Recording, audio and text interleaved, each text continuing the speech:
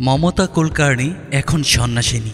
৯০ দশকের লাস্যময় ও সাহসী বলিউড অভিনেত্রী মমতা কুলকার্নি অক্ষয় কুমার, আমির খান, সালমান খান, গোবিন্দ, সঞ্জয় দত্তের মতো অভিনেতাদের সঙ্গে জুটি বেঁধে পর্দায় ঝড় তুলেছেন।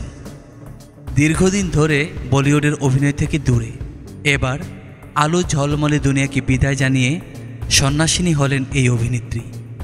ভারতীয় গণমাধ্যম জানিয়েছে, শুক্রবার ভারতের উত্তরপ্রদেশের প্রয়াগরাজ বা এলাহাবাদে গিয়ে মহাকুম্ভে যোগ দেওয়ার মাধ্যমে জীবনের নতুন অধ্যায় শুরু করলেন ৯০ দশকের অন্যতম জনপ্রিয় এই নায়িকা। মহাকুম্ভের কিন্নর আখড়াতে মহামঙ্গলেশ্বর রীতির মাধ্যমে সন্ন্যাস গ্রহণ করেছেন মমতা।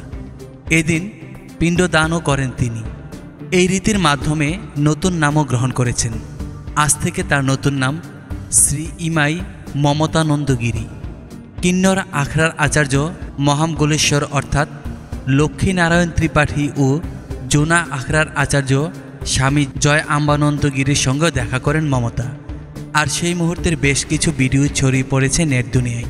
এসব ভিডিওতে মমতাকে গেরুয়া রঙের পোশাকে দেখা যায়। তার সঙ্গে অভিনেত্রীর গলায় শোভা পাচ্ছে রুদ্রাক্ষের মালা।